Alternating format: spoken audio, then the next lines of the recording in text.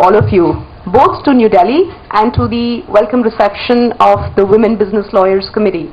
My name is Preeti Suri and I am the current chair of the WBLC. I'm really thrilled to see a lot of new faces and also to see some of my old friends.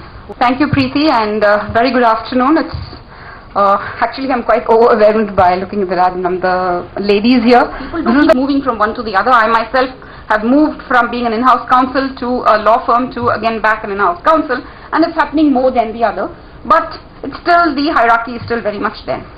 But if you look at women as general counsel, and this one is not going to be only about women, I'm just emphasizing it because all of us are women for no other reason. But if you look at how many senior counsels do we have in India of women, I think I can count on one finger really.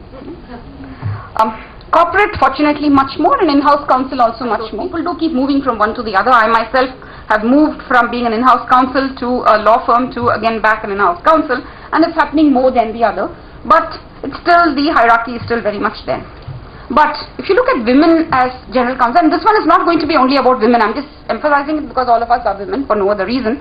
But if you look at how many senior counsels do we have in India of women, I think I can count on one finger really. Corporate, fortunately, much more, and in-house counsel also much more. But still, the numbers really don't match with, in terms of skill, in terms of experience, in terms of availability, the numbers don't match up at all. And it's got nothing to do about really work-life balance, but I think it's also a question of the ability to be able to build a book of business, but also, do I want that level of responsibility? You know, do I want that level of responsibility? And there are some people who just, it's a question of exercising their choices. So they don't really want necessarily the same things. And it's a little bit difficult for us to accept that. I know, for me, for sure. I find it very difficult to accept that people don't necessarily want to do that. Neha. Do you feel that financials also make a lot of difference?